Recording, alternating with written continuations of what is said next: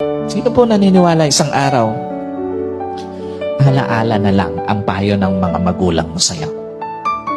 At sino po naniniwala, isang araw, yung nanay na kasama mo ngayon, maaaring katabi mo ngayon, yung tatay na kasama mo ngayon, isang araw, aalalahanin mo na lang din.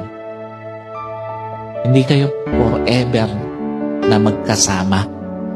Kaya nga, lahat ng magulang hanggat kasama pa yung anak, gagawin ng lahat. Ipapayo lahat ng mabuti, paaalalahanan ng anak kasi alam niya, isang araw, iiwan niya yung kanyang mga anak.